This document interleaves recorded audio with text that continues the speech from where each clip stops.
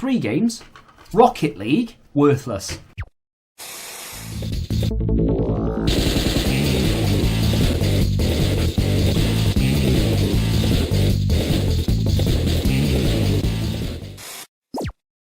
Welcome back to the free trading game collection challenge. This is episode 7, I believe. Now, this is going to be a little bit different to the other episodes in the fact that we don't actually, I'm going to spoil it, we don't pick up any games in this episode. So the whole point of this one, there's a little bit of a story. There is actually a pickup, but it's an epic fail of a pickup. I teased it in Saturday's episode. So I'm going to talk you through that, show you some footage of what I got from that, and me going to pick the item up itself. And what we're going to do is we're going to calculate everything that we've bought and sold so far. We're not necessarily talking trade-in value because we kind of know how much the trade-in value is. I'll put it on screen for you now. The total collection value, I think off the top of my head, is £502. That includes all of those games, the PS2, the Switch, the Mega Drive that we have down there as well that is just off camera, and there's a couple more games there. So we do have a fairly substantial collection. I think I've got about £2.30 in credit, so we can safely say that we have around £505 in total credit that we've accumulated. Obviously I've spent most of it, but you get the general gist. I have no idea how much the total profit is. I mean, we are in profit, we have to be. But it might be a £5, it might be £100, it might be more. I don't know. So what this episode is just to calculate how much cash profit we've made so far, and then I will keep a running total going forward. If you missed any of the previous episodes, go check them out because it will explain what we're doing here. Essentially, I'm picking up deals from various marketplaces, whether it be Facebook, whether it be eBay, Vinted, whatever. We're splitting up the deals that we get. We'll sell some stuff to make our money back. Obviously, if we've spent 50, we need to try and make 50 quid back so that everything we have left over is free. And then we take that into CEX and we get credit. And then we buy all this stuff. It's as simple as that. So go check the other episodes out if you're interested. But without any further ado, let's get into the deal, the pickup. What an absolute disaster. Where's my bag? So, I mean, you won't be able to tell anything on the footage and you'll just have to take my word for this, but I have literally just come back from a very dodgy deal. I've been doing this sort of thing for well over a year now, and this was the first time I've ever thought, you know what, just pay him the money and leave because I cannot be arsed. It was a kid, he was about 16, 17, and he was selling a PS4. He had one picture of the PS4, right, just top down. It looked okay, it had a sticker on it, but it looked okay. He said, yeah, it's working, it's fine, and I've got a load of games. And I asked him so many times, what games have you got? And he's like, oh, FIFA, GTA, Call of Duty, blah, blah, blah, loads of games, loads. Took ages to actually arrange a time to go pick it up. Had the car for a while, and then by the time it was actually time to go, it didn't have the car anymore, so I had to walk like 2 miles to get to his house. Get there, and he's outside. And he's like, oh, I'll go and get it now. He actually told me, he lives at number 7, right? There is no number 7. I'm looking around, can't find it. So I message him, and I'm like, can't find number 7, mate. He's like, oh, and he shouts, he's like, oh, over here, mate. And he's outside number 24. So instantly I thought, right, he doesn't want to give me his address because he doesn't want people knowing where he lives, which is fine, because I understand that, because I am like that as well, really. I don't really want people knowing where I live. So that was the first thought that ran through my head, and then he was like, I'll go and get it now, and he went inside. And then I was thinking, did he tell me he lived at number 7 because he doesn't want me to know what number he actually lives at, because this PlayStation doesn't work? I've got a feeling this is a terrible deal. Yeah, look at the state of this. Look at that. So, no GTA, like he said.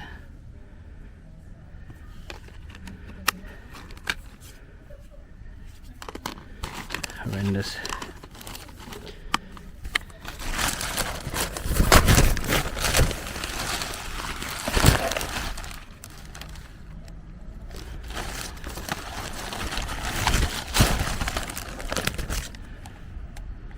I mean, that looks like it works at least, but yeah.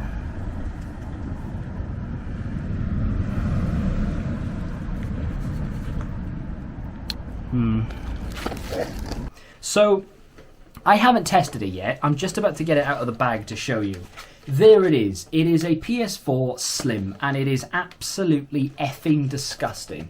So, it's got crap on the inside of it. It's got sticker residue all over it. The fans are all clogged up. I'll tell you one thing. The security seal is intact. All the ports look clean and clear. The serial number is still there. And yeah, I mean, in terms of it working, I would imagine it will work. But you just don't know. You know, it could look perfect on the outside and then it could just not turn on. So I'll test that in a second. Got loads of games, mate. Loads of games. Call of Duty, FIFA, Black Ops. Oh, brilliant. Awesome. Are they downloaded or are they in cases? Oh, no, mate, all in cases. What game did I get? I got The Crew. Right? Singular. Just one case.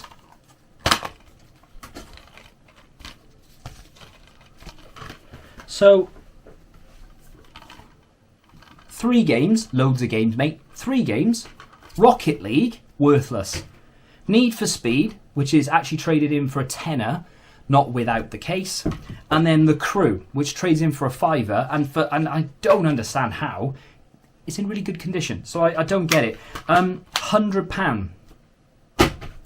The other thing was controller. Controller looks okay, to be fair. The only issue with this is it has a little chip out of the bottom, which I don't know if you're going to be able to tell, and that bit there is a little bit pushed in.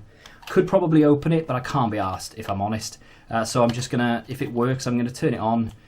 Oh, it's a version 2 controller as well, because it's got the sensor about the light going across the touchpad.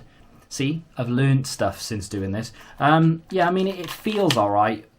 Whether it works, I don't know. I'm not going to throw that one. Don't know if it'll work. Got the power cable for the console. think I actually have a charge lead as well for the controller. Yeah, that's exactly what it is. I mean, how can you have like the charge lead for the controller and include that in the deal and then be like, yeah, here's a bunch of loose discs. So no GTA, no FIFA, which I don't really care about, but still. No Black Ops. Okay. So where was the intimidation? You said he was 17. How are you intimidated by 17? Was he 9'7"? No. He went in. 3 massive blokes came out. They weren't kids. They were my age-ish. They were like late 20s, early 30s. I'm not either of those. But yeah, they came out and they were just, oh mate, and they were just started, having fags and stuff. So whether they didn't really say it. They said all right, and that was it. But it was that kind of situation where I just felt like if I'd gone, this is shit. No, I don't want it. There might have been an issue. So I thought, do you know what? Chalk it up to experience. It's my own fault. I've never in my year or so experience of doing this gone into a deal with such unknowns. The only reason why I was determined to actually go and see what it was all about and actually pay the money was for the series. I was so hell-bent on making sure that I had content for next week's or this week or this episode that I was just like, do you know what, I'm just going to take a punt on this and never do it. I always ask for pictures. I always want to know exactly what's included. I always double check to see whether it's working, etc., damage and all the rest of it. Always very, very thorough. This is the only time I've gone in half blind. I knew I was getting a console and a controller, and then I was told I was getting loads of games. He gave me the bag, and it was just a sort of Asda carrier bag, and I was like, in my head I'm thinking, there's no games in there. What are you talking about? I was like, oh, I thought you had games. He was like, yeah, they're all in there. So I looked, and there was one case, and I was like, oh, it's disc only. And he said, oh yeah, there's Need for Speed, blah, blah. Right, okay, opened it, crap. So I'm going to test it now. If it works, I can make my money back on this. And I'm going to, like I said, going to chalk it up to experience. And I will trade in the Crew, which is a £5 credit, essentially. But wow, what a terrible experience. So as you can see, it has been reset back to factory settings. It wants me to connect the controller in order to get past this blue screen. Unfortunately, the controller appears to be faulty. I think it's the battery. It won't hold a charge. It won't sort of turn on long enough. Like, it just sort of flicks blue and then it just goes off again, even when plugged in. So it might be the battery, it might not. I'm not an expert. But what I'm going to do is I will make my money back on this, even if the machine turns out to be faulty. That controller, faulty, will probably still sell for around 10 to 15. I've sold one recently broken for about that price. And then the machine is going to be between 80 and 100 faulty anyway, because it turns on. People will buy these things. So I will make my money back. And of course, we still have, a couple of disc-only games to sell, and I have Need for Speed, The Crew, to trade in. So, I will make a little bit on this, or at least break even and have £5 in credit. It's just a pain in the ass. But I'll put it to one side for now, and I will forget that it ever happened. So, this is the point in the video where I'm going to look at the total profit, cash profit, so far. I'm going to go through episode 1 to where we are right now and calculate how much we've actually sold and made and how much is left to sell. So there'll be two figures. There will be a total profit and then there will be a total estimated profit. And at the start or end of every episode, however I decide to do it, we will keep a running tally of this. It doesn't really have anything to do with anything because we're not going to use that money for anything. I'm using it for bills or to buy other stuff or whatever, but I'm not incorporating it into the series. I just want to keep a little running total just so that you're not only aware that, hey, we're building this collection for free, but we're also making money, or at least we are breaking even, because that's the bare minimum we want to do. We want all this stuff for free, but if we can make a little bit on the side, then why wouldn't we do that? So, episode 1. The very first episode, we picked up a very good PlayStation 3 bundle. I actually had the idea to do this series quite a while ago, but I was waiting for that very good bundle to kick things off. I didn't want to start off with £20 credit. I wanted to start off with a decent amount of credit, with a decent amount of profit, and this was the deal to do it. So it was a PlayStation 3 Super Slim console with Move controllers and a stack of games. Now I knew that one or two of the games would trade in for around 15 each, which was awesome. I think we walked away with about £40 in credit, and I think we picked up a couple of Wii U games at the beginning. But the console itself eventually sold for 65 plus postage, and the Move controllers with the game and the docking station and stuff sold for 70 plus postage. We paid 75 for the whole thing. We took our credit from it, so after fees and everything was taken out, we are going to be left with £42.45. So that is episode 1. Episode 2. This is going to be tricky because of the amount of sort of different components within this box. If you don't remember, we paid £40 for a box full of Xbox 360 games. I think there were 3 consoles in there, and there were some like PS4, PS2, and I think there was a DS game as well, believe it or not. I think it was it Harry Potter or something? I can't remember. Either way, I'm going to give you the after fee prices, and we're going to have to talk about most of the games at the end. So, the DSi, £30. One of the stack of games, 10 games including GTA, which I think had a crack in the spindle, that was 15. The Mega Drive is a little bit on the tough side because I allocated plus 50 in an episode recently, so we started on plus 50 to cover the cost of everything, but that's different to what I'm trying to do here. I'm just trying to work out how much profit we've made in total, so I'm not going to include that in that episode. I'll include it in this episode. So that gives me, I think, 95, and then Tiger Woods will allocate a fiver for because we've already sold it, and I think it made like £6 something, but we'll say a fiver, so that's £100. If you minus the 40 that we paid, that gives us 60. And if we add that to the total, I think that gives us £102.45. However, we still have a tin Mass Effect to sell, so we'll add the value of that, or the estimated value, shall we say, to the estimate. And the other sort of 4 stacks of games, I'm going to have to tackle them when we get to them, because I stuck them with consoles which have since sold and are part of this challenge. So when we get to those in said episodes, I will include them. But for the time being, I think we stand at over £100 profit. Episode 3 is a lot easier to work out. This is going to be quite brief, although there is something to think about really, and I think I might talk about it in the next episode in detail, and I may act upon it in the next episode, we'll see.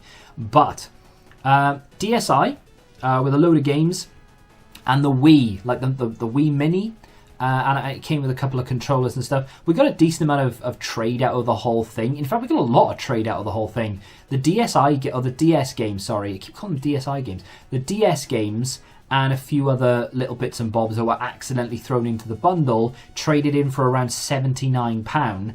And we had I think it was a Zelda game off the top of my head, with the orchestral CD, and the Wii remote with the Wii Motion Plus inside.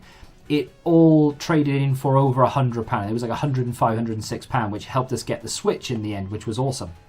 But in terms of how much it cost, it was all £75 together from two different sellers, but still. And then we sold one, I think the stack of Wii games that I originally wanted to trade in, but they were trashed.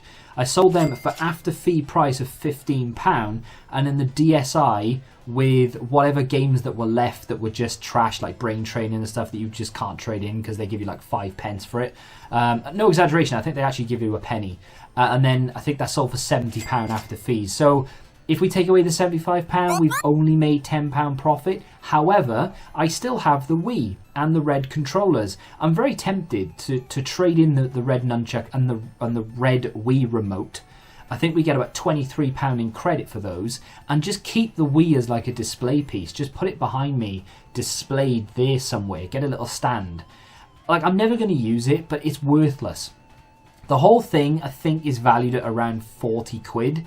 Maybe 50 with some games, which is what I currently have it on eBay for, but I've had like no interest in it, so I'm very tempted just to keep it as a display piece and then just trade in the controllers because we're already in profit on that deal. But anyway, that's for another video. I think we're on £112 profit now, which is quite nice going into episode 4. Episode 4 is even easier and unfortunately not anywhere near as much profit to calculate here. So episode 4 was the PlayStation 4 controller bundle. So just to interject very quickly here, I've noticed this the other day and I wasn't going to say anything, but now that we're here, I might as well. There are games there that I was promised and didn't get. So MXGP Pro didn't get it, FIFA 21 didn't get it, Rainbow Six Siege I didn't get. What else is there? UFC 2 I didn't pick up. There were definitely 1 or 2 of those Call of Duty games I didn't see. I don't think Black Ops 3 or 4 ended up in the deal in the end, even though it was in the picture and it was said in the messages that I would get everything that's included in the pictures. So yeah, I was shortchanged again. Boy, I wish I kept one of them now. But yeah, I think I sold 3 of them, traded the blue one in and all of the games because they were all worth trading. And then with the money that we had left, more or less anyway, we bought a Mega Drive 2 console. And then, of course, that's when I sold the other one, but we've already calculated that. So I think we paid 50 quid for the PlayStation 4 controller bundle, which was so good. We sold 3 of the controllers for, I want to say, roughly £70 in total. The exact figures will pop up in a second, but 70 quid we made back, which means we were £20 left over in profit, but then we bought that Mega Drive for 13 something. I'm going to round it up to 15 just in the interest of whatever. So we are only adding £5 in profit to the total cash profit, but I don't have anything left from that bundle to sell, so we don't have any estimated profit. We literally just add £5. Episode 5 is a spicy episode. Lot of deals, a lot of consoles, a lot of sales. In fact, I now have 0 of what I bought that day. It's all gone. Now, if you don't remember that episode, even though it was 2 episodes ago, we bought one Switch Lite, turquoise, which was quite damaged, but it was still working fine. I received positive feedback for that this morning. I picked up £80 on that after fees. Picked up a Buzz game for £2.50, sold it for a tenner after fees. We picked up another Xbox 360 deal, because we get quite a few of these throughout the series, I think. That sold to my mate Stan. I've never spoken to him properly, but he buys every Xbox 360 that I ever list. He bought that for 70, and he actually buys the one in the next episode as well. But he bought that for 72 after fees. There's another 60 to add. And then the Switch Lite, the grey one, that we couldn't trade in because the charge port was a little bit loose. I stuck it on eBay in the end. I thought I could keep it, but what is the point? So, and I was going to fix it, and I was going to try and open it up and see if I could do something with it. You need specific screwdrivers. I couldn't be asked, so I thought I'll list it on eBay. Sold it for 105, 104.95, something like that. So after fees, you're adding about £90, which gives us a grand total of 240. We spent £175 on this, so it leaves us with £65 in profit to add to the total, which gives us a very healthy amount of profit going into the final episode. I have since sold everything from that, so it's all gone. There's no estimated. And of course, we got a substantial amount of trade profit as well. That external hard drive, for example, there was like £56 in trade, which was very, very nice. On to the final episode. And that brings us to the very final episode, episode 6. I say final episode, so far. We're going to keep it going, obviously. This was quite an easy one to calculate, really, and there's not an awful lot of profit to add on. So there was an Xbox 360 that I picked up on Vinted for about £13. Xbox 360 controller to go with that because I knew it was coming without a controller. Bought that in a boot sale for a £5. That was quite clever of me, really. So the whole thing cost me £18.